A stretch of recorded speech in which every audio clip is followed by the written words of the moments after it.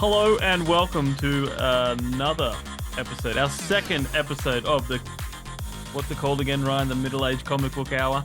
The Middle Ages Comic Book Hour extravaganza. Yes, episode 2. Yes, we are. If you're jumping on for the first time and you're going, what is this weird episode on the Stories, the True and the Fictional feed? Well, we like to throw out random episodes, have different topics, so you can jump on whatever episode you like. If you want to hear us interviewing authors, you can jump on those ones. If you want to hear Chris being borderline offensive, jump onto our main show. But I wouldn't recommend jumping onto this episode. I'd recommend jumping back one.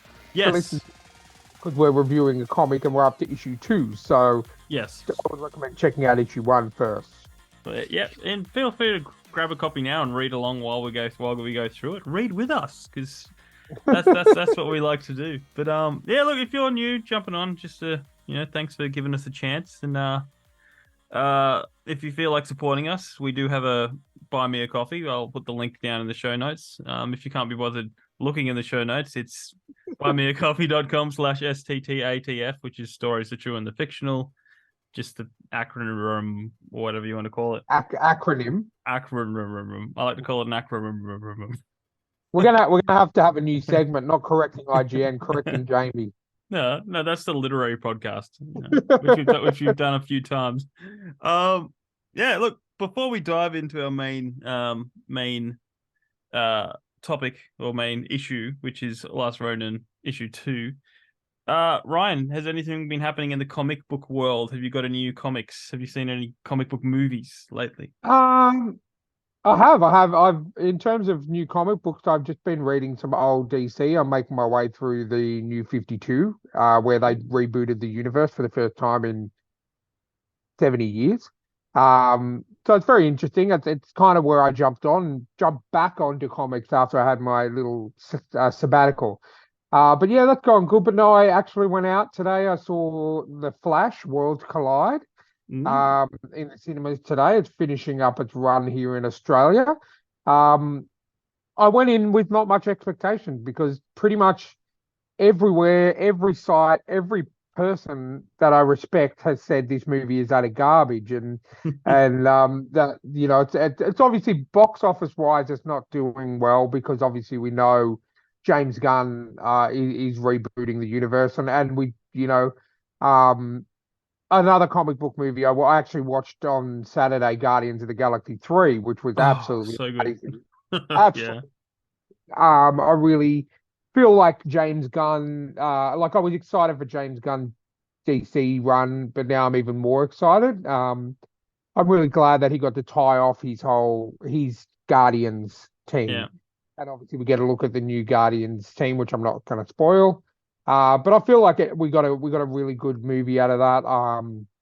Obviously this one delves a lot more into Rocket's past. When you look at it, each one kind of looks into a certain character's past, and this one was very Rocket Raccoon central. Yeah. Which was great. I thought it was different. Let's not just focus on Star-Lord or Gamora or any of the other guys. Let's focus on one of the characters that a lot of people just know. Hey, he's a raccoon that builds shit and shoots guns. And I thought it was really good. But yeah, definitely great send off for James Gunn there. But yeah, watching The Flash today, I went in with low expectations and I was actually pleasantly surprised. I thought it was fantastic. It went for 2 hours and 24 minutes. I didn't look at my phone once, neither did Steph, who is notorious for looking at her phone during movies. She didn't look at it once. It was really good. Based on the Flashpoint arc in the comics, which happened just before the New 52 started, so around about 2010 in DC Comics. Great story. They've done an animated movie of it as well. The premise, they pretty much stayed very close to the comics. It was really good. Look, I hate to say it, but Ezra Miller was a fantastic Flash. He's got the anxiousness and awkwardness. I like to call it the Peter Parker syndrome, where there's always one hero who's kind of got, and Barry Allen always has been that person. He's a nerd, he's a computer, he's a CSI blood analysis person. Yeah. He's been to college. He graduated high school. Considered the nerdy one of the Justice League, Yeah. and it's he does definitely get a very Peter Parker vibe from him. The way he admits he doesn't deal well with others because of his geekiness and reclusivity. Um, but yeah, look, this literally picks up as in after the Justice League movie.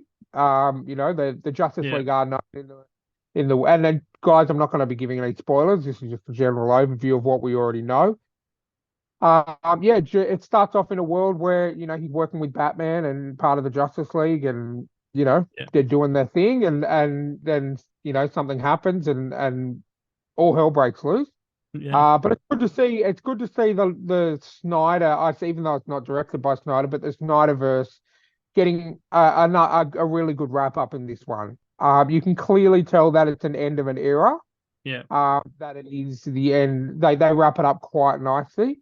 And they do it the way that we expected them to do it. Obviously, where everyone's familiar with multiverses, and this is just one of the Earths of the 52 other universes, and Yeah. you know what I mean. Like, I felt like it was a really good way to close it off. I'm glad they did all the reshoots that they did because this film was, I yeah, there was one bad bit at the very end, but that's just a personal decision. That's not Yeah. actually a Yeah. bad part of the movie. I just almost, well, I can't stand up because I only have one leg at the moment, but I almost stood up and shook my fist.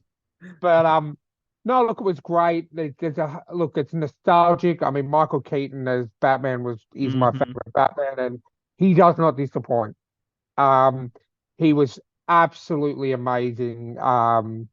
Doesn't look as old as he should look. Yeah. Uh, but he plays, obviously, he's the war torn Batman. He's long since retired. Dark Knight Returns esque. Yeah.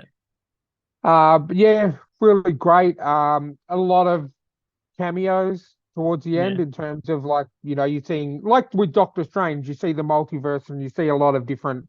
Yeah. And there was some really beautiful moments in there. There was the Flash has always had a soft spot in my heart because I can completely understand why he did what he did. And, Yeah. because as someone who's lost their mother as well, I can understand being careless and not caring about the consequences and just wanting to Yeah. get your mum back. And I totally, totally, totally understand that. Um, and even the Flash TV show, there's a couple of episodes that have made me tear up. And for the first Yeah. time in a cinema, I think since Endgame, and no, this I was actually sobbing. I will happily admit, there was a moment in it that I had to compose myself because I would. And look, to me, that is a good movie because clearly I feel for the characters. Yeah. But yeah, look, if I'm going to give it a rating out of 5, I'd give it a solid 4. Um, please don't listen to what the internet is saying. Yeah. Listen to what I'm saying. As a comic book nerd, I'm the kind Who's coming to you live on the internet? coming to you live, no, no. But I'm the kind of guy look, I can understand that there's differences between what you read on Yeah. the printed, what you see on the screen, and this was a great movie. And if you're a fan of the Zack Snyder universe, you owe it. If you're a DC fan in general, you owe it to yourself to go and see this movie. It made me laugh, it made me cry, it made me cheer. And you know Mm. what was really, really good about this? We were sitting in, because obviously being disabled, I was sitting in the disabled section in my wheelchair, and Steph was sitting in the carer chair next to me. But there was just across from us, there was a family of a young girl, a young boy, probably about 5 or 6 years old, with Mm. their mum watching the movie. And this little boy he was clapping, he was pretending he was the Flash in certain Oh. parts. Like, that makes me happy Yeah. because that's the pure enjoyment of. He's not thinking, I've read on the internet that this movie is not going to make as Yeah. much money. Watching it, and he was enjoying it, and he was laughing, and he was Yeah. clapping. And when there was, during the big fight, he was cheering. And yeah, that's what it's all about. Yeah. So please go, whether I'll pay for it on streaming, or you can still see it in the cinemas, or even if you see it on the high seas, like please check it out because you will not be disappointed. And, I'm not saying that from a biased bit. I was literally bought the ticket for Michael Keaton and I got 2.5 hours of pure enjoyment. No, I didn't get up and go to the toilet. I didn't look at my phone. I didn't, I was expecting a couple of important emails today and I didn't care. I didn't care. For that 2.5 hours, I was in. Um, the only disappointment was there was only one Michael Vasily ad instead of two. And haven't been to the movies in probably 6 months, and I wanted two Vasilis and I only got one, so I was very disappointed. Business must be down for him. He can't afford Yeah, that second ad. I know, I know. I was very disappointed because I thought, okay, we've got one at the start. That's the warm up. The Yeah, other ads bring you up and he brings you back down, but no, yeah. no second Vasily. So But is he still first? Is he still the first ad? yeah, Yeah, yeah, okay. he was the first ad. Yeah. As soon as it says, here's a few messages from our, Michael Vasily, barristers and solicitors, don't 24/7. don't don't give him too much advertisement on this podcast. Oh no, maybe he'll jump on us. Maybe we should reach out and see if he'll sponsor us. For Oh, those, that'd be funny. for those of you who don't know, Michael Vasily is a barrister and solicitor. That he operates around our area in Sydney, so in Blacktown, Castle Yeah. Hill, etc. He used to do two ads, and he used to have these really supposed women lawyers, but they just look like prostitutes that Yeah, he'd gotten off. let's just say he looked like a pimp. Yeah, because he had a really bad goatee. Yeah. And he used to have an ad before and after, and we used to try and get everyone in the cinema involved by cheering for him, and Yeah. then we loved him so much we made him a villain in one of our Dungeons and Dragons campaigns. And yeah, so Google it, Michael Vasily, Barrison and Solicitors, Yeah. 24/7. We take on all cases. Please note that, but Michael Vasily is not a member of this podcast. We don't ordain or advertise. Views expressed by Ryan Haig on this podcast are not necessarily the views of Stories of True and the Fictional. Or Michael Vasily. We're not taking any money from Michael Vasily. But that But yeah, it being was good. said, It was good. It put me in a mood to read comics, which was a Yeah. great reason for this Cool. podcast. Cool. Yeah. No, well, I had a comic book arrive I've been away down the coast for the last week. Came back, and I came back to a parcel, which was the first issue of Stranger Things versus Teenage Mutant Ninja Turtles. Excellent. So I can't wait to get cracking into that. But the art, I did open it up and have a sticky beak, and man, that artwork, it's awesome. It's old school. It's It looks like it. It definitely looks like it's like art you would see in the 80s, you know what I mean? Yeah. Which kind of fits. Obviously you got Stranger Things from that period of time, but Yeah. also the Turtles were quite in their popular times back in the 80s and 90s. Yep. So I think it'll be quite good. And they're all the turtles are wearing red bandanas like the original excellent. comics. So I'm Excellent. like, yes.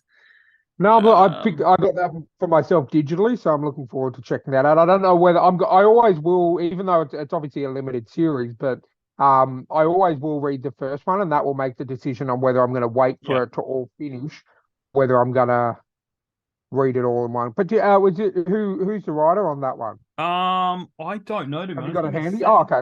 I've got it handy. All right, does it say? Hang on. Live here on the podcast, we are opening up the comic book, pulling it out of its sleeve, and say inside it should say who wrote this thing. Oh wow, it's got Netflix written on here. Written by Cameron Chittock. Okay. I don't know who he is, to be honest. No, I haven't personally heard of him. But yet I haven't really read anything current for the last couple of years, which I'm getting back on the train for that. But could be a very well known comic book. Could be. I'm going to do some research live on air. I'm doing the same. So what's his name? Cameron Chittock. I don't recognize anything he said. Cameron Chittock books. I'm not finding much on him at all. He's done something called the Map Makers Trilogy. Okay. He's relatively new to this, which is always good. I'm always Yeah, looking for new authors to get into, new comic book authors especially. So I'm looking forward yeah, to that. yeah. No, there's not much. Yeah, Excellent. but he's got an IMDb. I mean, he could be like a lot of authors venture into Well, comic book writing it for a could bit it could too. even be a screenwriter because if it's Could be, yeah. Stranger Things related. Yeah. Mm. No, definitely. Could maybe even be one of the writers from them. Yeah, definitely. Well, I'm looking forward. I'll Uh, probably give that a read in the next day or two. So, well, if this is the same person on IMDb, it says he's written Meet the Feebles, oh yeah. Bad Taste, Sinbad and the Seven Galaxies. Ha ha! He was a producer on Veggie Tales, Okay. which for those playing at home is a animated. Let's just say it's animated vegetables telling Bible stories. Um, Oh wow, there you go. it's completely left field, and you're just like, what is this? Uh, yes, but we're not here to talk about Stranger Things and Ninja Turtles. We're here to talk about the Ninja Turtles. Yes, we Uh, are. primarily the Last Ronin issue 2, um, also known as First to Fall, is what it's called. Yeah. First of Um, all, okay, before we dive in, overall thoughts, Ryan. I really like this issue. yeah. No, definitely. It obviously dives into a lot of, half the issue I would say is flashback mode, where Yep, we actually pick up what actually happened to the turtles, to what may have started the final clash between the Foot and the turtles themselves. Obviously, we've yep, got April sort of dreaming back, and we get these scenes through April sort of flashing back because obviously clearly she just found out Michelangelo's still alive and yep, all these different emotions running through, and so she's clearly reliving that night. yep. Um, yeah, so it's written by the same people, the same three people: Kevin Eastman, Peter Laird, and Tom Waltz. Yep. So it's great. I love it when it's one team working on the whole thing together, Yeah, instead definitely. of, hey, you do one, I'll do one. I think Yeah. you do one, I do one works if you're an artist in a degree, because I know that happens a No, lot it in definitely comic does, books. and it really does. Like you'll find that's why I prefer to read arcs by teams. When you've got the same author, the same writer, and the same artist together for at least, say six to at least an arc. 6 to 10 issues. But obviously in this one we do see a bit of art change. It kind of goes back to the very first Ninja Turtles. Yeah, that style. Uh, yeah, that style. Just on in another flashback, which is even further than the one we. There's a lot Yeah, of flashbacks in this yeah, issue. yeah, yeah. Just on that, because I really love it when I love two stories being told at the same time. I don't know what it is. Yeah, Like that's why I loved Arrow so much for the first five yeah, seasons or so, definitely. because it was like you're always jumping back and forth, and you want to know what happened then, and then they go, no, well, what's Yeah. happening now? And it's just like it. I don't know. I like that style.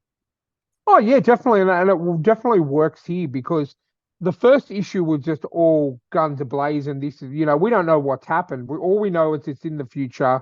Yeah, Three of the turtles are dead, yeah, and one of them's alive, and then we don't find out who it is until the very end. We know that Shredder's grandson is involved, Kyrie or Kyrie, Karai, however, Karai. Karai, Karai's son. Yeah, We know Karai's still in the picture, cryogenically frozen by the looks of it. yep, But you don't really find out why this all happened. I mean, obviously there's the endless war between the turtles and the Foot, yeah, but you don't know what specifically brought down the turtles because obviously they've been fighting the Foot for years and years and decades, and they've always come out on top most of the time. But this time, obviously, something went wrong, yeah, and we don't really know. But here we sort of start getting sprinklings of what actually happened. yeah. Um, cool. What do you say we open this comic book and start flicking pages? Definitely, man. Um, April in bed. Old April, should I say? Old April. Tossing and turning. She's dreaming, obviously, and enter the first flashback. Um, and I love the change in tone. It's almost like when they do TV shows, they do a sepia, they do a different kind of tone on the TV, so you know that this scene is a flashback. And I like how there's a throwback, the second time around antiques, which Yep, 100%. know, you remember, even people who haven't read the comics will remember that from the movies. Yeah, April's dad or April's family owned an antique shop in the movie, yeah, and I thought that's the first part you see when you kick into the yeah, flashback. yeah, I thought that was a really really awesome callback. yeah. And And then obviously there's a little hint. There's a little pizza store in the corner too, so obviously she's yeah, got prime location, for when the boys come and visit. yeah, Um, yeah, look, it's a really nice way to, obviously, as comics do, it starts all nice and fuzzy. You see yeah, a nice dinner on the table, April and clearly Casey Jones sort of yeah, being cozy, and they're worrying where the turtles are, and yeah. And obviously they've got a um, big announcement to tell them. yeah, yeah. They're they've hinted at they're engaged and they're going to tell the turtles about their wonderful engagement, and we know what accompanies beautiful moments. Well, it's a bleeding Raphael Okay. bursting through the doorway, Yeah. smashing everything off the table. And I think taking it one step further, April said, "Well, I better just give Donnie a call." And as we know in all throwback TV shows, movies, as soon as someone says, "Oh, they're running late," I'm just going to give them a call and find out. That's when either the police are knocking at the door or they come bursting through the door themselves. Yes.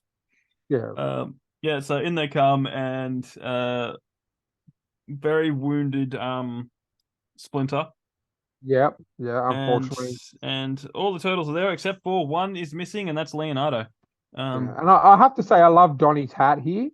He's got yeah, the old Russian, yeah, Russian winter hat. yeah, No mask.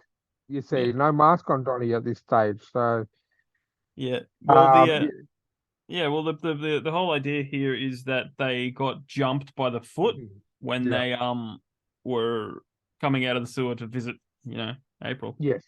Um Yes, definitely. And then obviously they lay Splinter down on the floor, and lots and lots and lots and lots of blood. yeah, Um, you know, um Casey and April are clearly quite worried, and they're trying to get some information out, and um, and then obviously Casey Jones doing Casey Jones things. He's like, "Come on, Raph, let's yeah, go and get yeah, them." And because that's a because throwback. yeah, we've established that Leo has stayed behind to cover the rear. They talk about the truce being over between the foot and the turtles. Yeah. And of course, as you were saying, like Raphael's like, look, Leo's not here. Let's Yep. and then what a great line from Raph, like body count time. Yep. Exactly. Like I'm gonna go kill some people. And And then of that's course, great. Sorry to interrupt you there, Jamie, but that's a really good callback to the original IDW series first arc, where you've got Raph being separated from the other three, yeah, and he finds Casey Jones, who's getting, beat up by his dad, and yeah, sort of Raph saves him from there. So I think this is, the same kind of universe where Casey's like, okay, whenever something happens here, I'm with Raph, and we're going to go kick some ass. yeah, yeah. I But thought that was a good callback. yeah, definitely. But then of course Leo comes in and says, "Stand down." You know, and then they established that they need to get Splinter to a real doctor. Yes, definitely. Donnie bring the car around. Oh crap, where's Raph? Yeah, and clearly we knew this was coming. Yeah. But it's clear that they've obviously got a doctor working for them, so that Yeah, they know what's going on. But yeah, obviously you've got Splinter there, sort of. He was just saying that this was bound to happen. It's yeah, just a matter of time. yeah, As it says, Karai is trying to end this once and for all. yeah, And then yeah, like you said, Casey's like, "Hey, where's Raph?" yeah, And Leo's like, "Damn it." yeah. Now So jump forward to April looking real messed up. yeah, she's got a prosthetic arm and a prosthetic leg, and she's Very very cyberpunk. Yeah, Um, yeah. which I don't know why Chris hasn't read this comic yet. Like honestly, Yeah, like like it screams everything he wants. yeah. Um, But then she's obviously, frustrated, and it looks like, I mean, we're only making assumptions. 2 issues in, it looks like Casey's no longer with them either. yeah, So something's happened to Casey down the track, and April's just yeah, having a bit of a chat. She yeah, sees his mask, and she's just like, yeah, a little help. yeah.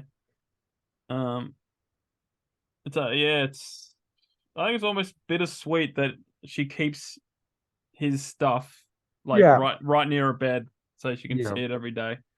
Um, I guess it was, yeah, it's a reminder in both ways. It's a reminder that how much happiness and the relationship they had, but then it's also a reminder that he's not there yeah, to raise the daughter and share things. So yeah. yeah, Well, over the next page and into the kitchen, Mikey's making tea. yeah, as you do. But this is the first time we see clearly the brothers Yeah, that he's talking to. Like, yes, yeah, they're very ghost-like, but you can clearly see that there's a bow staff, there's a yeah, sword on the shoulders, Raphael's red bandana. It's very clear um, yeah, who he's talking to, and of course they're explaining that there was an explosion. They can't believe April's still alive. yep, Um, so it's pretty clear that the explosion happened, and then they got separated and assumed that the other was dead. yeah, But that's a real powerful speech on the next page from yeah, from Mikey, just basically going, "Yep, you know what? It's time for payback, essentially." yeah.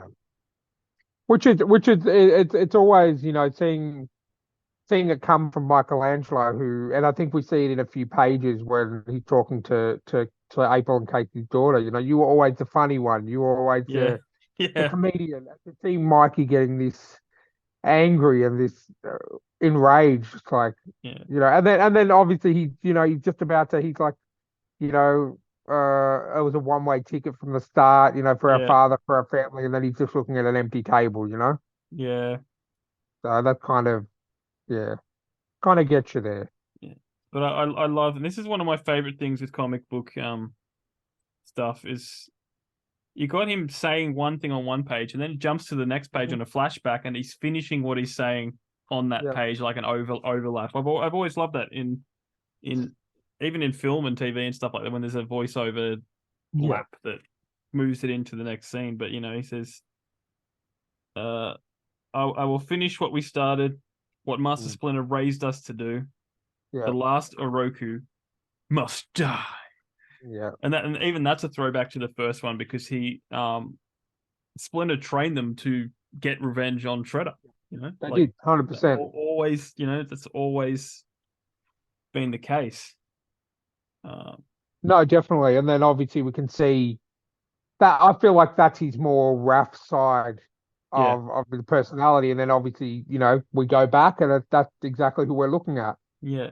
And no, I love this, and it's Raph on a mission, solo mission again. Very first comic. Raph is the one that goes and sends a message to Shredder, meet us here. Yep. You've been called out. But also, Exactly. have you seen a little cameo on this page, Ryan? Just having a look here.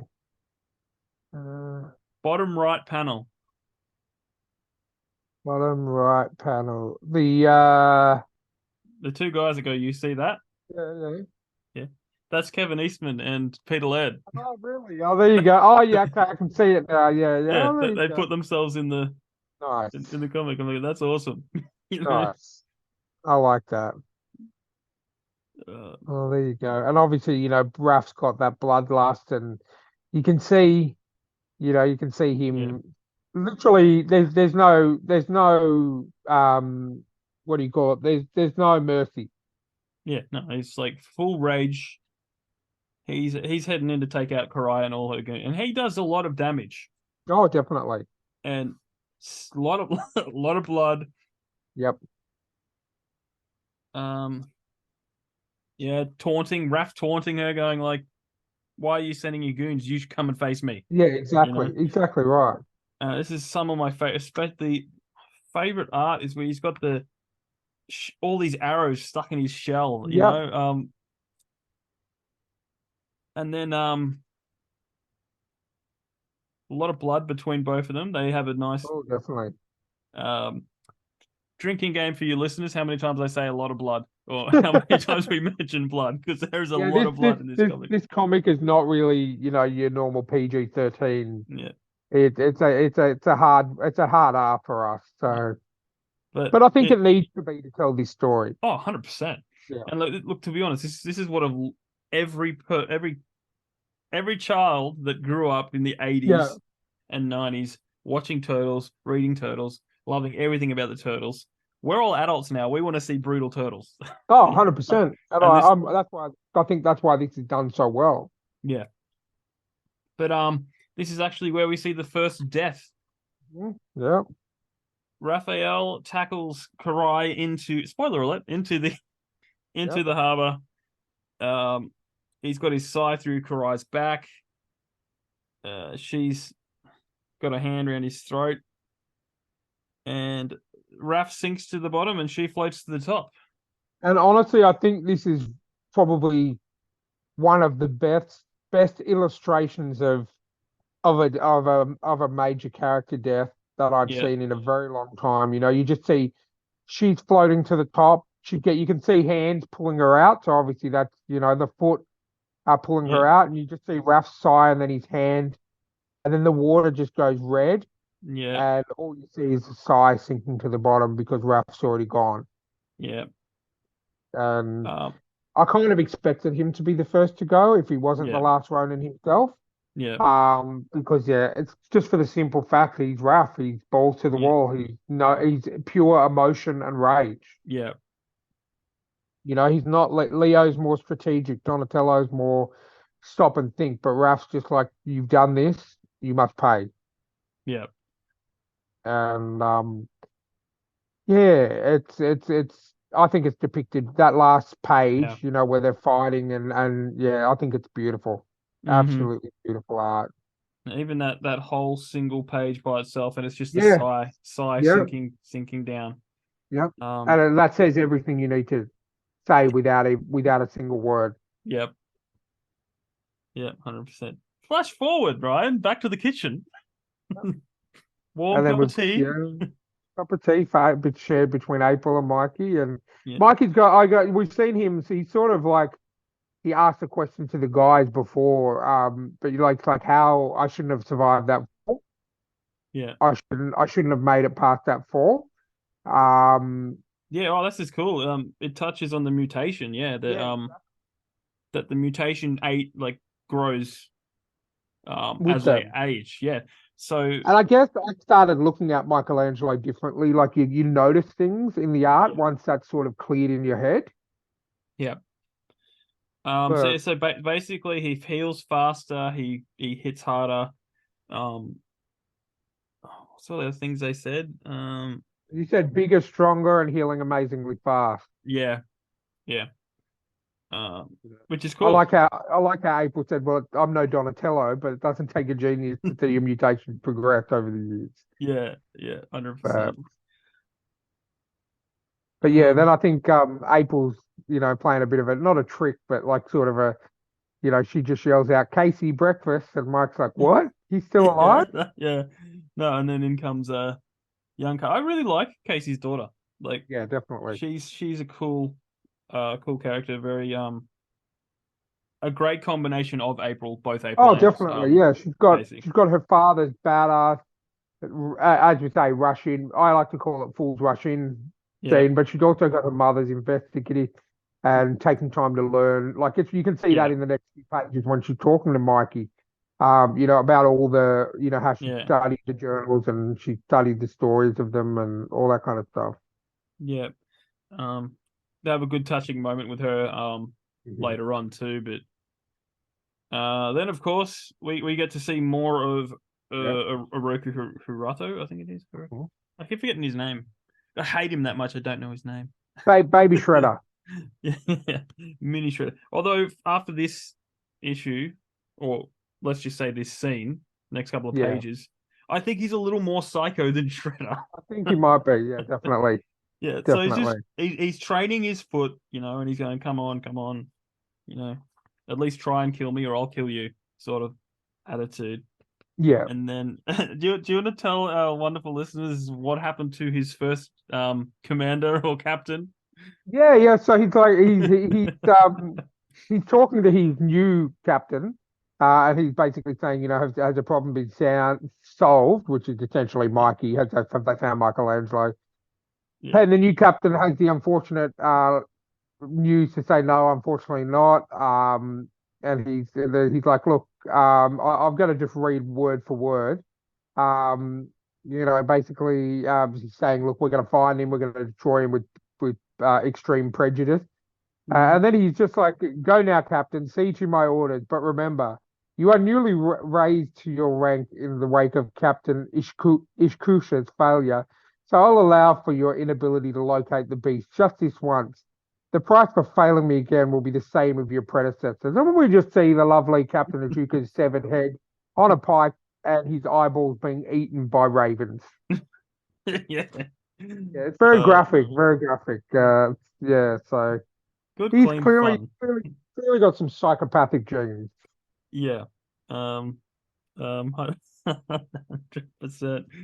Um, and so it's pretty cool here because so next scene we're jumping back again to April and Casey and Mikey. But what I like about this is, okay, so it's a futuristic world where Oroku Hiroto is in charge of the whole New York City. It's pretty Yep. much cyberpunk kind of Yeah, style. But of course, there's an underground resistance. There has to be a resistance. And has to be. guess who's basically leading the resistance? Yeah, uh, it's lovely April O'Neil and her daughter. yeah, Casey Marie for those playing at Mhm. home. Yeah, it's just this this series of Last Ronin is like the Tom Holland Spider-Man movies. They Yeah, progressively get better, you know. yeah. Uh, No, I 100%. agree. I agree. And then the her and Mikey are sort of bonding over training. When Katie Marie takes Michelangelo down to the gym or the dojo, I should say. Yep. And explains that she's been hearing stories and photos and reading Yeah. journals and She grew up with the turtle stories. yeah, exactly. She's been hearing the stories, from her mum and her dad. Yeah. Um, and she's clearly doing the training as well. hmm But you can see there, like from the April side of it, she's been studying the history of Bushido, Yep. and then of course seppuku, which is what she found Micah trying to do. Yeah. Um, and then she that's quite a nice moment. She brought all obviously what's left of the weapons back, and she says to Michelangelo, look, I'm not going to say anything to mum, like to April about it. Yeah. And she kind of feeling for her mum because she says she sees a little bit of hope in her eyes again, and she Yeah. doesn't want to take that away. Yeah. And of course, if she asks him what happened to him, where's he Yeah. been all this Yep. time, and this goes back to old school total style art as a flashback, telling you basically what happens. It's actually when reading this for the second time after a long time, they tell this story again in full in the Lost Years. Oh, okay. They Okay. really dive into it and flesh it out more, which is cool. But I still love it here. Old school black and white style, and it basically just says that he went into this mountains hmm to basically die. hmm But guess what? He wouldn't die. you Yeah, know, exactly. um, he kind of more of a hibernation style, and he started hearing voices, and so I'm thinking this is probably when he started hearing his. They didn't say it's his brother's voices, but I reckon this is where they started. I think Um, so too. I think it's a safe guess to say that. Yeah. yeah. And then he basically starts meditating. Winter goes away, and then up comes these typical thugs that find him Yep. and go, "Oh, freak! Let's kill the freak," which again is a throwback. Uh, they're always being called turtle freaks. Mikey takes the pain of the bit that beat him, and he just goes, "He's yes, pain. I love pain," and then realizes that these guys have no honor, and that makes him angry, and then they're no more, pretty much. Mhm. pretty much. But the one thing that kind of annoyed me a little bit, like I don't know, I want your take on this, Ryan. He's reading Splinter's book, and Yeah. Splinter's book is full of different martial arts stuff. Um, I've always hated, and what I hated about the Michael Bay films is that the turtles Splinter learnt martial arts from a book, Yeah. and then trained them, from a book, and I'm like, that's a little too far insane for me. Like, I don't Mhm. like, that's, yes, I know we're talking about mutated turtles and and a fictional world, but like, still learning from a book seems kind of um crazy, like not plausible. Um, Well, I guess you could take it one of two ways. You could take it literally, that it literally is a book, or the way that I interpreted it is where he says father's book, I take as Splinter's story. So Splinter's path. So essentially that's just the way that I'm taking it. yeah, Whereas he's saying father's book was the path, so father's way was the path to learn and master all forms of martial arts, yeah, to adapt to every challenge, every form of combat. yeah, So maybe you could see it that way. You could see it as, that's what Splinter taught them. That was his chapter in the book. And now it's time for Mikey to make his own, yeah. to finish No, the actual book. that's a fair point. So, I I mean, mean, that's just me and personally. and it's also like Splinter's been training them all their lives. Yeah. So I think if you understand his style and understand like how you remember how he taught, it may be easier to interpret than if I were to pick up a random book on martial arts and then go, okay, Yeah. I will, Yeah. yeah, Or, uh, if a certain, young, force sensitive person was to pick up a book and yeah, try and learn. But yeah, yeah, no, but like, yeah, that's the way that I see it. I see it as, yeah, okay, yes, he's mentioning the word book, but maybe he's yeah, not talking about a physical book. Maybe he's just saying Splinter's story's over. yeah.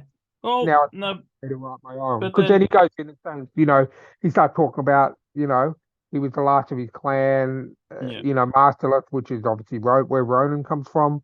yep. Yeah. But then at the same time, in the next page that we flash forward, and Mhm. young Casey's holding a book. Yep. But scribbled in the back it says no peace. Yeah. She's like, what's it mean? It means I still got work to do. Mhm. Um, yeah, And then obviously, she committing her resistance, her crew to the mission. yeah, and obviously says no. I want you to stay out of it. And she's like, well, there's a long line of people that want to take out Hiroki Hirato, and yeah, basically, talks him into letting her be a part of the fight. Yeah. Um, and like all good comics, a cliffhanger, a Yeah. mystery. Um, Now, I know exactly what this is, right? Ryan, do you know Yeah. exactly what this is on this Is last this a, page? is this a throwback to when Donatello died and became a robot? Um, yes. Well, look, there's a few iterations of this character, the Future Toy. So basically, Okay. April is going to her a safe. She cracks open a safe. Sorry, guys, I don't know what the code is. Um, but and then pulls out the Future Toy's head. Um, so in one iteration, it's from the future. It's like a robot from the future. Okay. Um, uh, primarily, I think in the very first time we see it, it's related to the Triceratons, Oh, okay. Yep. Yep. Yep. um, that sort of thing.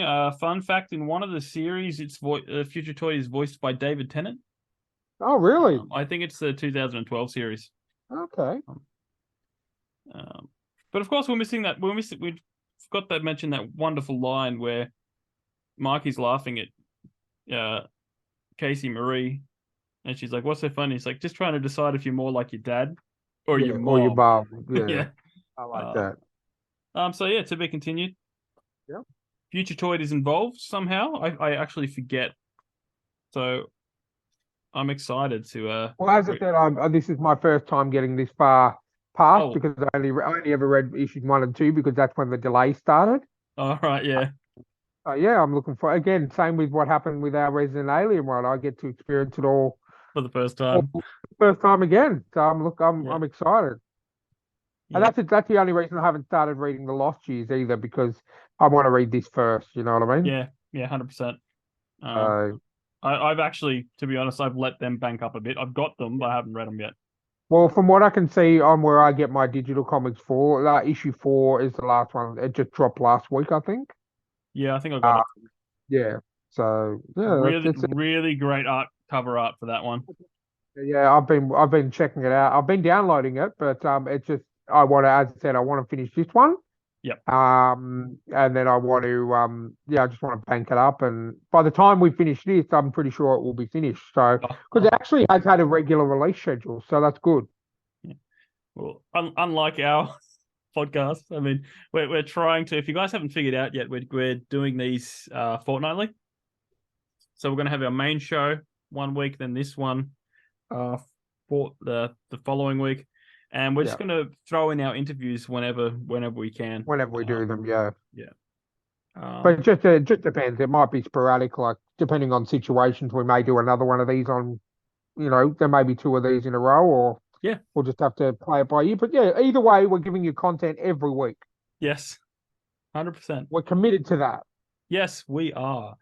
We almost didn't make it this week. We're 2 days before release day, but we're struggling at I'm just going to pretend at 12:23 of the evening. No, it's only 8:23. Yeah. But we're committed to content every week. Yeah. So hopefully I will get off work early again tomorrow, and so I can edit this properly. It's easier than editing. What do you call it? Adley will go. No. Yes, but also the author interviews. Oh yeah, I'm waiting to get my tax money back. Well, I got to do my tax and then get my tax back, and I'm going to buy a new laptop because this laptop it hasn't got the power to, like, when I do a video, if the video is an hour, it takes about 2.5 hours to render it, and I'm really not doing. You've seen the videos on our YouTube. It's not much there. It's just like, a logo and snip this out, snip that out, pop up some titles, and it's like, no, I can't do that. I struggle. Well, I think there's a new MacBook out at the moment. I was looking at it in JB Hi-Fi today. It's only $3,000. That's all. Oh, well, that'll probably be my tax. So yeah, and then I can claim that on tax. Yeah, year, Well, that's the only bad thing about being in hospital for a couple of months. I owe the government money, which is happy. With happy days, I owe the government $500. So I think I'll just pay them back $10 a week. So fuck you. As we like to say. No, I think there's a new one that came out. Now Apple don't release new computers as much as PC. So, but I think there was a big banners everywhere in JB saying a new one's just come out. I didn't have too much time to have a look at it, but no, I'll wait till I get my tax back before I go looking. There's some good deals to be had at the moment because it's end of financial year. Yeah, true. And they normally run all the month. Yeah, and I think with JB Hi-Fi, they do less for cash. Probably, yeah. And if you go at the end of the month, towards the end of the month, you can talk them real down low because quota. Yeah, that's sort of don't thing. want to make quota. Yeah. But yes. Cool. Well, guys, thanks for listening.